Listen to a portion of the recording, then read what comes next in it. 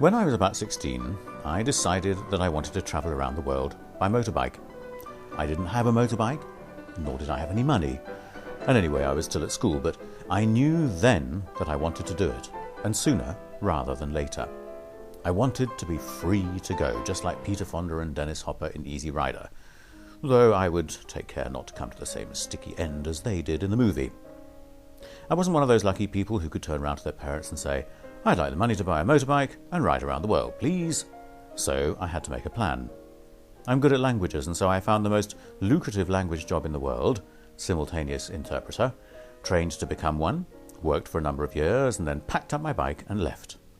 The day I was able to say, "I'm going," was one of the most liberating ever, and I highly recommend you try it. Of course, when you've dreamt about something for so long, there's the very real risk that the reality will in no way be as much fun as the dream. Fear of this is probably what keeps many people from actually doing anything with their dreams, because they realise that it's much safer not to put them to the test.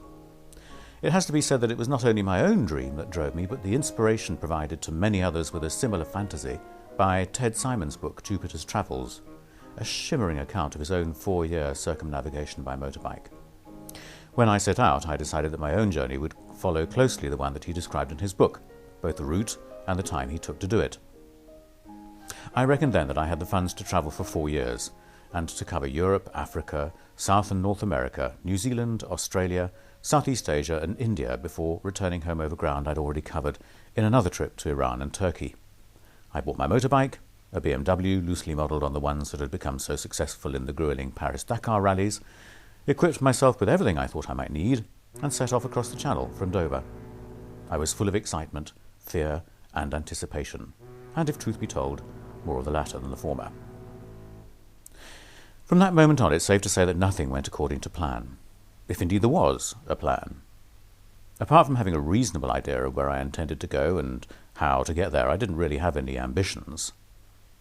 Having survived being mistaken for a terrorist on the crossing from Greece to Israel, must have been something to do with the army fatigues and parachute regiment boots, which someone had insisted would be invaluable when it came to thrashing through the rocks and the sand of the Nubian desert.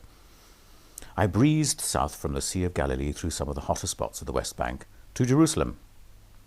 In those days there was something about a tourist on an extravagantly overloaded motorbike with obvious world traveller pretensions, which brought out a crowd and an extravagant welcome. I probably looked pretty silly, but it didn't matter. I was on my way into a mythical part of the world, the Dead Sea and the Sinai.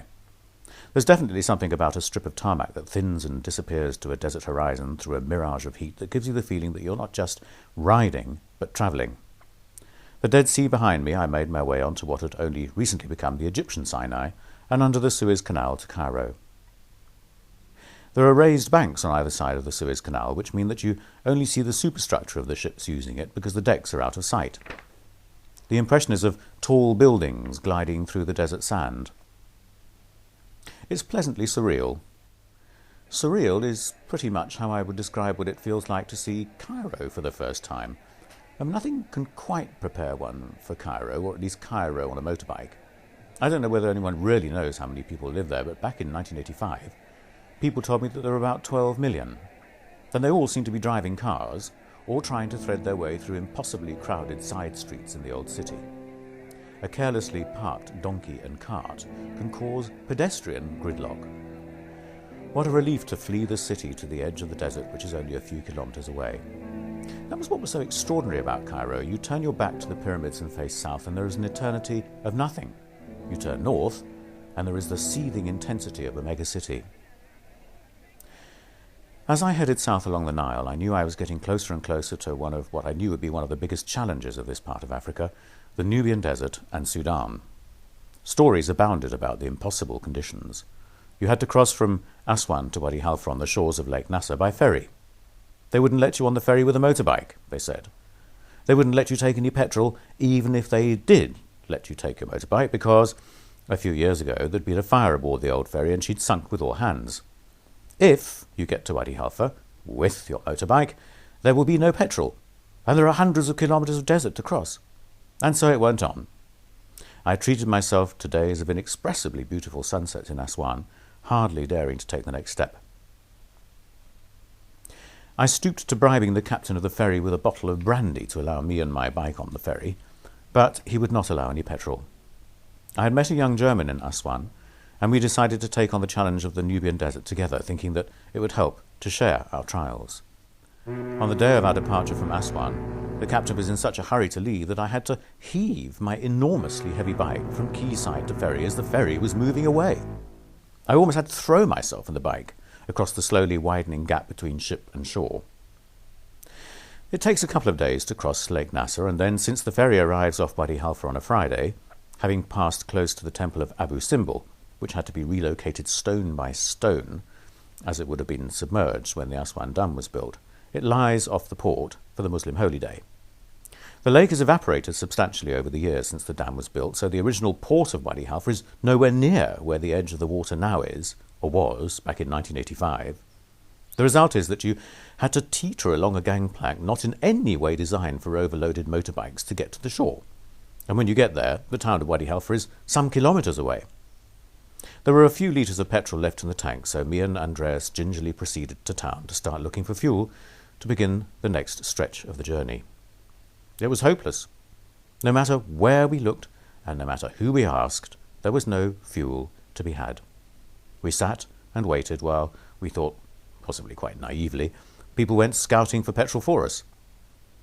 We even spent valuable cupfuls of the remaining petrol going to see the commissioner, who invited us into his home and generously fed us, but who couldn't offer a solution to our petrol problem. So, after, as I remember it, a couple of days drinking tea and sharing our adventure with countless fascinated passers-by, we resolved to do the unthinkable, which was to take the train to the next town, where we were assured there would be petrol for us to continue the journey. Now, there are train journeys and there are train journeys. Having heaved our bikes into the guard's van, we awaited the advertised departure of the train at 6 p.m. We'd taken the precaution of buying tickets in second class, having been warned that conditions in third class could be, well, cramped. We boarded the train quite comfortably some time before the departure time of 6 o'clock, but there was a huge number of people still waiting on the platform. We assumed that these were the people travelling in third class. The condition of the third class carriages was frightening. There were no windows, large holes in the roof of the carriages, and there were literally hundreds of people waiting to board for the long journey south to Atbara and Khartoum. At a few seconds before 6, a shout went up from somewhere, and what happened next was quite extraordinary. The hundreds of Sudanese who'd spent hours squatting on the platform exploded into a stampede for the carriages. There may have been people who entered the train through the doors, but what stays in my mind is the throngs of people cramming themselves and their possessions through the windows and through the holes in the roof to secure a place for themselves inside. There may be some more or less civilized conventions governing how people board trains in rush hour in the developed world, but they'd look terribly polite in comparison to what goes on when the train leaves Wadi Halfa. But you'd hope that, having boarded a train under such circumstances, seated as comfortably as conditions allowed, the rest of your journey would be expected to proceed without major incident. Well, think again. About a half an hour out of Wadi Halfa, the sun is setting over the horizon and you're settling down, depending on which class you're travelling in, to a more or less excruciatingly uncomfortable night, and there's a strange of compressed air from somewhere else in the train. From where I was sitting, it sounded as if it came from just up ahead in the space between second and first class. At first I thought nothing of it, but then, since everything else in the last day or two had left me with some pretty wild imaginings, I wondered whether the whooshing sound hadn't been the sound of compressed air escaping. Brakes? Hydraulics? A flat tyre? Coaches on trains are connected to the locomotive by, amongst other things, hydraulic pipes, aren't they? What could this mean? And then, imperceptibly, the carriage I was in began to slow down. My wildest imagining made me think that the coupling between us in second class and the first class carriages has severed. Oh, but let's face it, that sort of thing doesn't really happen. So I got up and walked towards the front of our carriage, and when I came to the end, I looked through the door. The first class carriages were going faster than us. It was pretty dire. I mean, yes, you want to put bums on the expensive seats, but leave economy class behind altogether? It was marketing taken to a decidedly grotesque extreme. The rest of the train didn't come back for hours, and then it somewhat sheepishly reversed up the track towards us sometime in the middle of the night. Any hope of proceeding on our journey straight away was confounded when it transpired that the coupling had been damaged in the earlier separation. It would take all night to fix.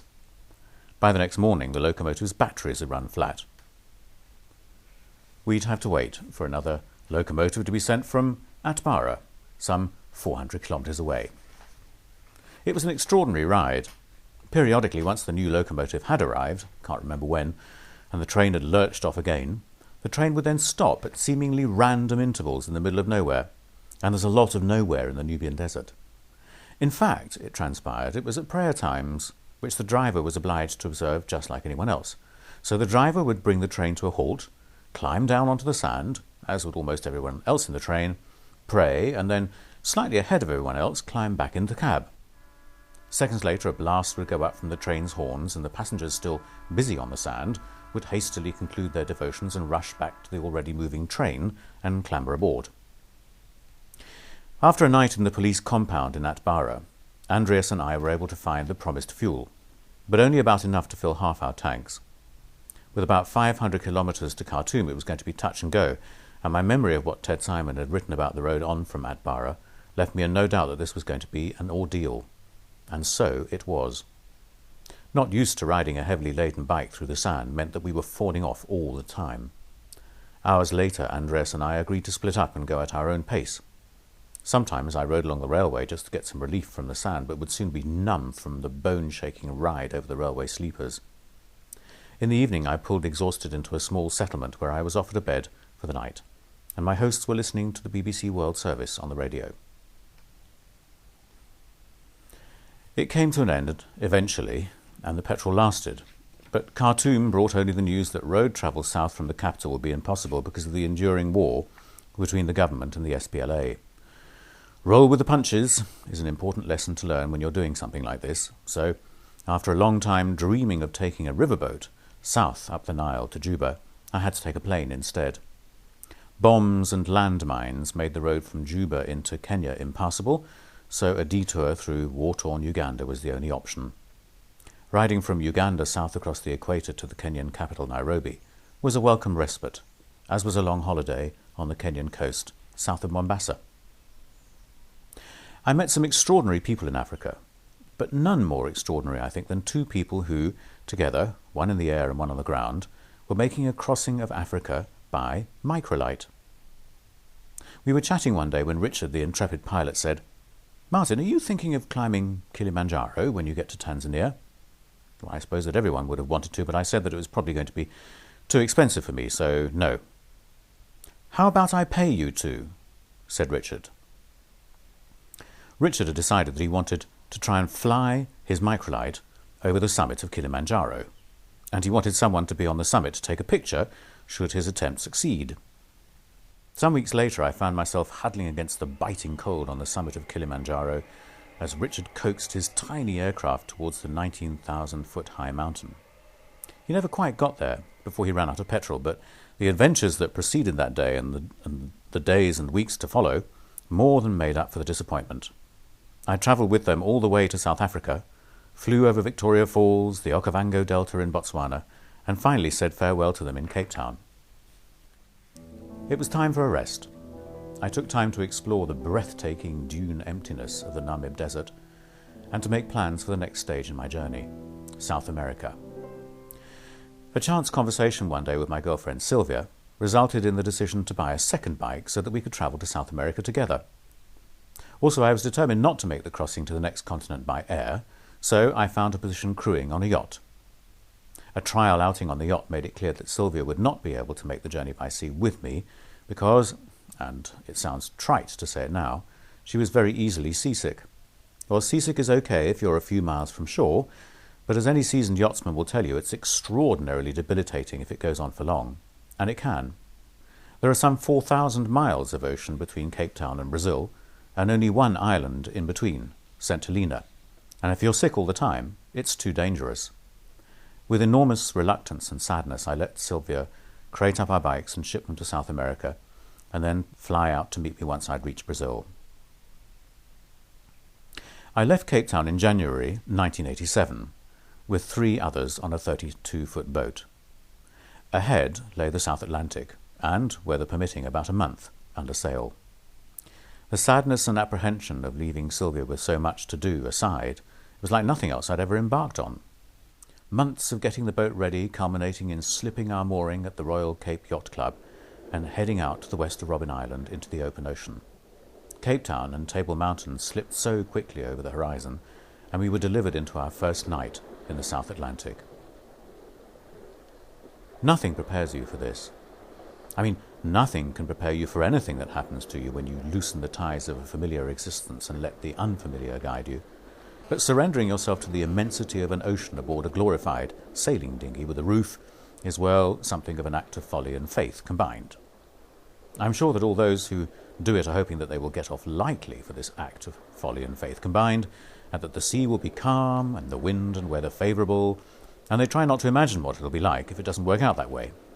I certainly did. For the first 3 days we certainly seemed to have got off lightly. Towards the end of the 3rd day, however, we were sailing close to a large tuna fishing vessel, and it was obvious that they were going up and down quite a lot, and so were we, and the wind was beginning to freshen noticeably. Night was falling, and we were having to brace ourselves ever more frequently against the movement of the boat, and taking our sights with a sextant, GPS was something of a novelty in those days, was quite a challenge. Wind can come in all shapes and sizes, just as the sea, but by the middle of the night there was no longer any doubt that we were in a full-blown storm. The moon was full and the sky cloudless. At night, as I came out onto deck for my first watch from midnight till 4 in the morning, nothing could have prepared me for what I saw. Rearing up behind the boat were menacing black water mountains with foaming crests, spitting malevolently in the moonlight. The waves would lunge at the boat and the boat would try to escape ahead of them, but the sea always got the better of the boat, picking it up and hurling it along for a while before racing ahead into the night. For a while I was transfixed and would turn from the helm to see another Brobdingnagian slavering black beast lunge at the boat. Mostly they would just go spitting on their way, but sometimes they would hurl foaming water into the cockpit as they passed underneath us. For the first night of the storm I watched this with terrified fascination. But on the second night, as the storm continued unabated, I couldn't face it any longer, so my gaze remained fixed on the compass and the log for 4 hours while I tried to ignore the howling, growling beasts of prey that stalked and lunged in unceasing succession. The bad weather went on for 3 days and 3 nights, during which time no one really slept, and we had no more than a storm jib the size of a large tea-cloth to keep us from being broadsided by the seas. When the wind began to abate, the relief was palpable. We were able to shower on deck, hang out the oilskins to dry, bake, cook and joke. We were able to enjoy for the first time, really, the iridescent blue of the ocean 4 kilometres deep under our hull. Fresh fish we landed over the stern, and evening skies that were the finest of nature's art. In 2 weeks we arrived in St. Helena. After a few days of reprovisioning and just enough time to get used to walking on something that didn't try to move the other way all the time, we were back at sea. I experienced unexpected pleasure at being back in a routine on board. Day follows night, follows day. The sun would rise to its zenith, set to the horizon.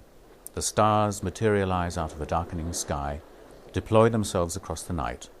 The waning moon, pale latecomer, rising from behind the cloud like the baleful eye of some huge sea cyclops, would hoist itself reluctantly onto a rising trajectory, and then fall away unnoticed to the west. To the east, the sun would rise. As 2 weeks later Salvador de Bahia appeared as if by magic on the horizon, the true enormity of making an ocean crossing under sail struck home. Take a boat, throw some canvas in the way of the wind, set a course across 4,000 miles of ocean, and somehow arrive at your destination as if you'd driven there. It was too good to be true. What to expect from the new continent? I had no preconceptions, really. I didn't even know that Sylvia had been able to get the bikes crated up and shipped, mine to Santos and hers to Buenos Aires, and get herself a flight to Rio. Brazil certainly broke onto me like carnival breaking out in a monastery. The beach and the streets seem to be what defines the people. Rich or poor, you can look $1 million in a thong, and thongs were the thing in Bahia and in Rio. Sylvia appeared as if by magic at the airport in Rio, and after a few days of sightseeing, we headed south to meet my motorbike in Santos. And there, we hit our first brick wall. Customs decided that we couldn't have the bike without depositing a US $10,000 guarantee in the bank. In itself, this wasn't such a problem, but we went through the bureaucratic mangle for 6 weeks before the bike was finally released. Whilst the administrative machinery ground imperceptibly forwards, there was nothing for us to do except stress ourselves into a stupor. This became intolerable after a while, and we took off to Iguazu to escape the frustration. It took its toll, and by the time we were finally on our way with my bike, we were exhausted. It was not a good way to start. A few days into the journey south to Argentina, Sylvia became so ill with something that we had to get her to hospital as soon as we crossed the border into Argentina. She had appendicitis and had to be operated on. The Falklands War was a fairly recent memory at the time, and I did my best to conceal my identity as a Briton, particularly in the hospital, fearing, probably quite unnecessarily, that if the staff found out where I came from, they wouldn't treat Sylvia quite as well. One day I plucked up the courage to tell one of the nurses that I was English, and to my horror she said, in Spanish, "Ah, English, we want to kill all the English," and she motioned, spraying death with a machine gun, but fortunately laughed as well. Some weeks later, Sylvia was fit enough to travel again, and we collected her bike in Buenos Aires to begin our adventure together in earnest.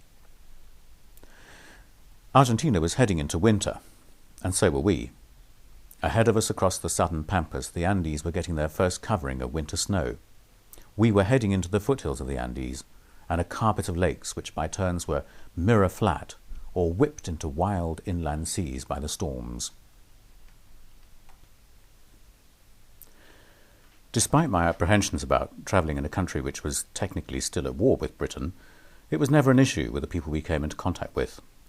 Drinking some of the world's best hot chocolate in San Carlos de Bariloche, we were chatting to a journalist about the impact of the Falklands War and the attitude of Argentines in general. As far as this man was concerned, and as a true patriot of Argentina, what Margaret Thatcher did was unforgivable, he told us.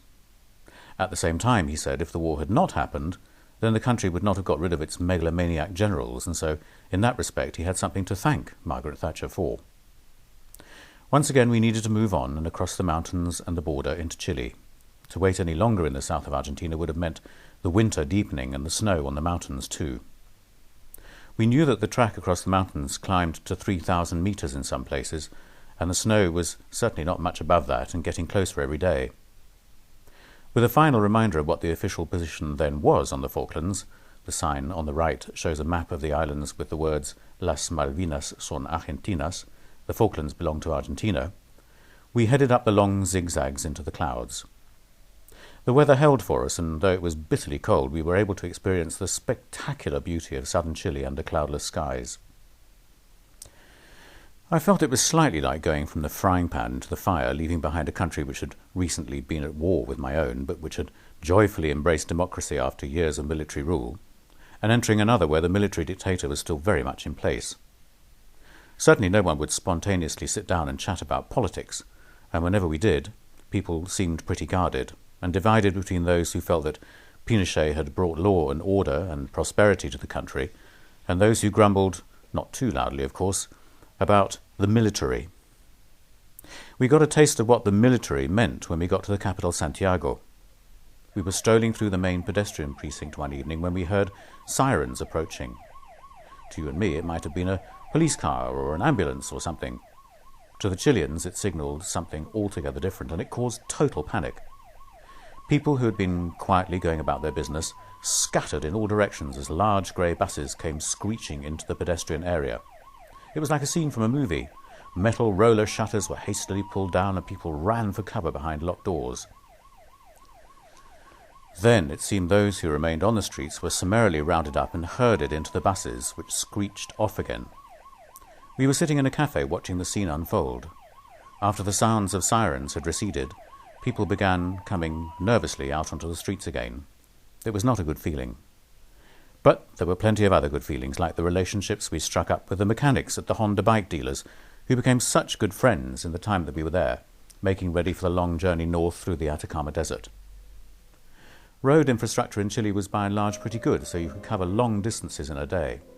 The travelling was lonely, though, and mirrored the landscape, which was spectacularly empty. Every few days, though, there were oases in the emptiness, and one where someone had made a hotel out of old buses. There was something particularly attractive about a place to stay like this, because beyond the walls, the loneliness and emptiness were absolute. For days now we'd been seeing hopelessly overladen cars and buses on the main road north, and we wondered where people were going with what appeared to be all their worldly goods strapped on. When we got to Iquique, at the northern end of the Atacama, we stumbled on the reason. Our visit coincided with a pilgrimage that takes place once every 10 years to a tiny hamlet in the middle of nowhere called La Tirana. The pilgrims visit the church in the hamlet, which is devoted to a patron saint called Carmen. But they don't just visit, they do this. They build elaborate effigies of the saint, some of them equipped with elaborate lighting and wheels, which allowed them to be manoeuvred into place on the throbbing village square in front of the church. The church square itself absolutely reverberated to the sounds of several different brass bands which competed with each other to motivate their dance troupes, who performed elaborate devotions in the crushing desert heat. The hamlet normally has a population of about 500, but during the time of the pilgrimage and festival it swells, we were told, to something like 10,000. An entire township is erected on the village perimeter with markets and mobile shops to cater for the pilgrims' every needs. Every day for about 10 days before a final climactic closing ceremony, dance troupes line up in the narrow streets leading to the village square and inch towards the church where they perform before paying their respects to the effigy inside the church. There was nowhere to stay in the village, though someone offered the floor of a cattle shed which had been vacated for the festival, so we took to our heels and camped a few kilometres away in the desert.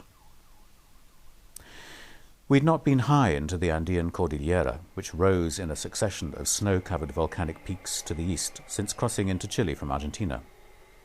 Now we were heading for the Bolivian capital, La Paz, which is at over 4,000 metres. The weather got the better of us here because after climbing to about 4,600 metres into the Parque Nacional Lauca in the far north of Chile, we found ourselves in such biting cold and snow that we had to turn back to Arica to take the train. This is another one of those train journeys, though this one proceeded without the sort of incident that occurred in Sudan. The train starts at sea level in Arica, and it grinds through the night to an altitude of about 4,500 metres before crossing the Altiplano to the edge of the crater in which the Bolivian capital lies. Most of the poor people who work in La Paz live in a grim shanty which surrounds the rim of the crater called El Alto, which loosely means the high place. The name is about right.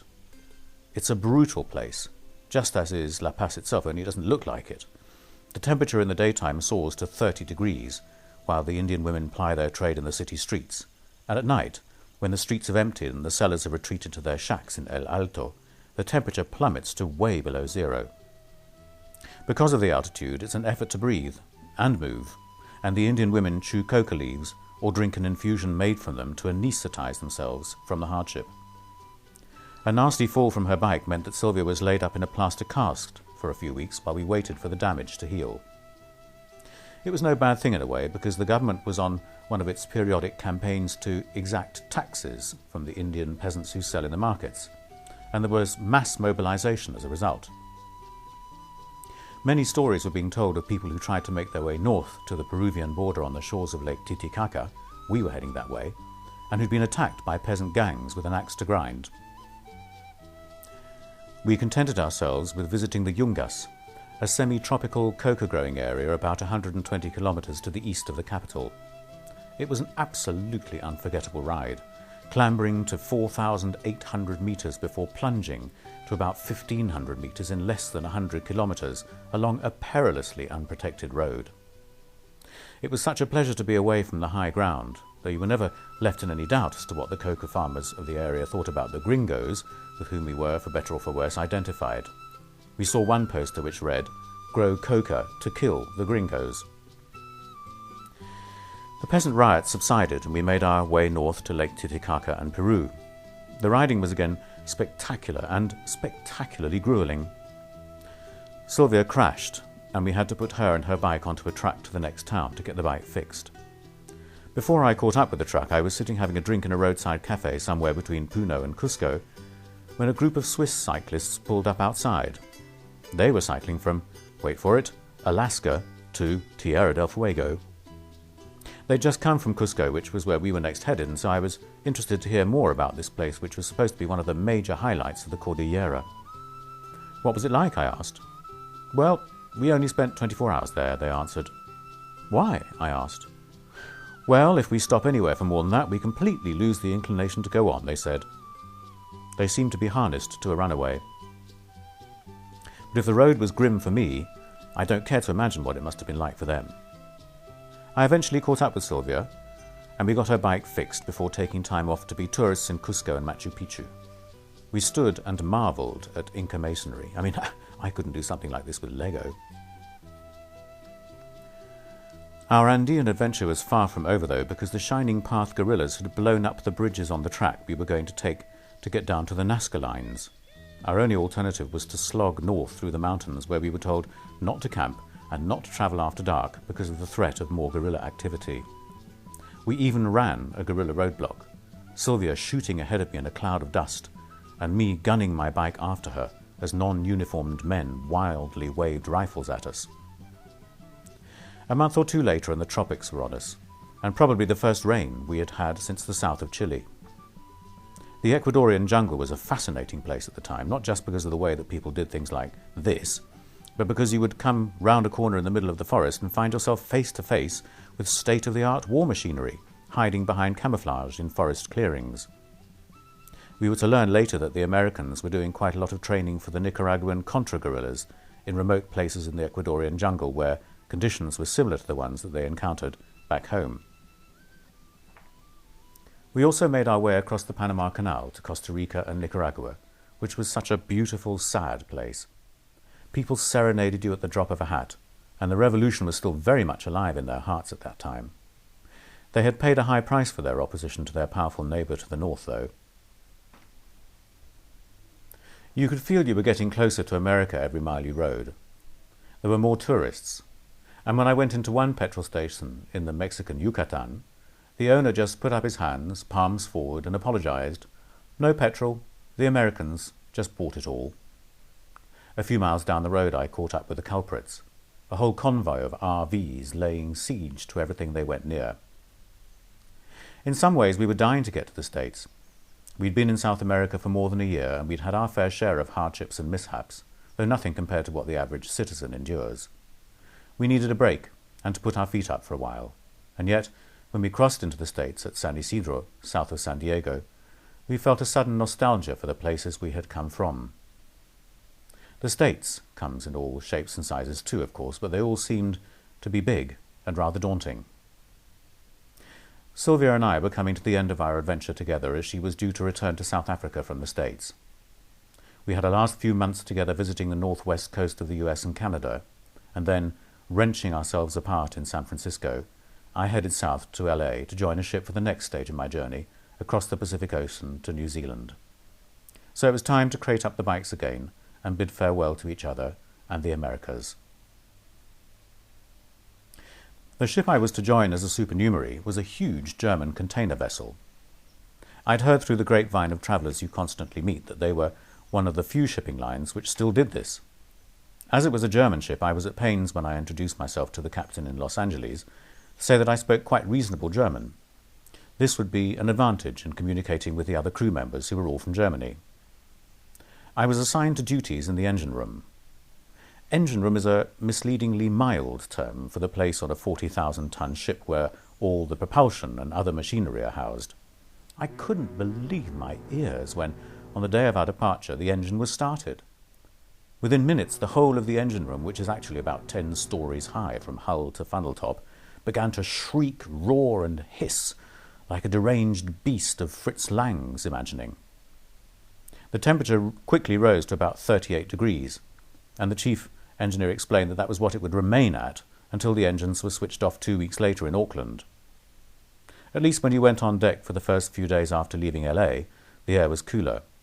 But as we approached the equator, there was precious little relief inside or out. Every morning at 6 you would don your overalls, take salt tablets, and put in earplugs, and then mufflers over your ears, and then enter the inferno. You can imagine what this did to the spoken interactions that I had with other members of the crew, but I understood enough to know that I was supposed to get a bucket of soapy water and a rag and, in inverted commas, clean the engine room. Understanding the instruction was one thing. Following it was at the limit of my ability as a mere mortal. For about a week I did it, though, and then for the second week I painted what I had cleaned. As we approached Auckland in New Zealand, the chief engineer said that he was very happy with my work, and if I ever decided I wanted to undertake another passage with them, I'd be more than welcome. Even though I knew that at some stage I'd want to cross the Tasman Sea to Australia, I knew then that I would cave in and take the plane instead. My bike was supposed to have travelled with me on the ship, and so I was looking forward to finding it when I disembarked in Auckland. You can imagine the look on my face, however, when I was told that it was not on the ship's cargo manifest. Where had it got to? It had never left LA. How long would it take to get here? Well, rough guess, about a month. I thought at the time, incredibly lucky to know someone in Auckland who could lend me a bike, but I soon realised that it was a thoroughly mixed blessing.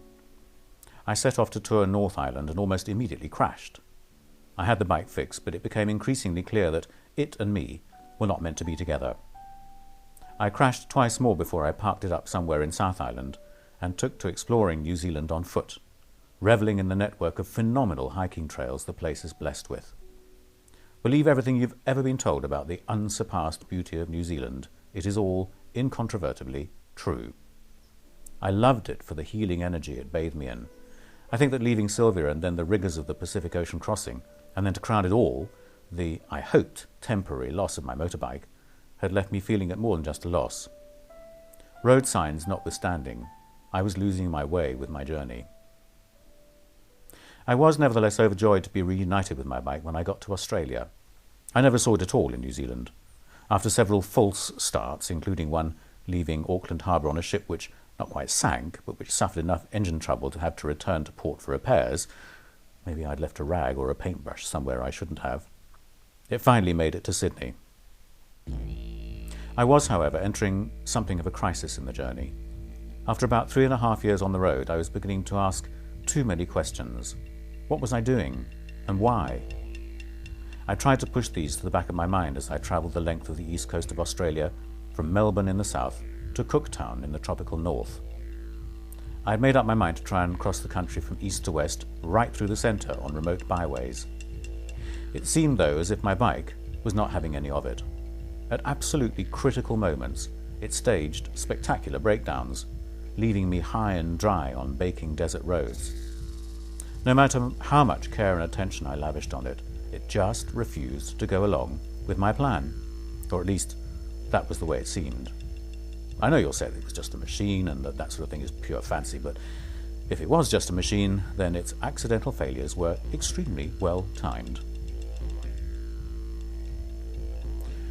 Though I made it across to Perth and indeed shipped the bike on to travel for a few months in Southeast Asia, the feeling remains with me that the journey ended here, and it was as if the bike had chosen it for me. With hindsight, I'm grateful that something stopped me. To have gone on would have been to court danger in some way. Already when I was in Southeast Asia, I managed to damage one of my ears enough to have surgery, and then one fateful night, all my money and valuables were stolen from the bike. The last theft I had suffered was nearly 4 years ago, when a spare rear tyre I was carrying was stolen in Eilat, Israel. I had reached an end to the means, in more ways than one. Although all things considered, I think I probably came off slightly better than Peter Fonda and Dennis Hopper in Easy Rider, don't you?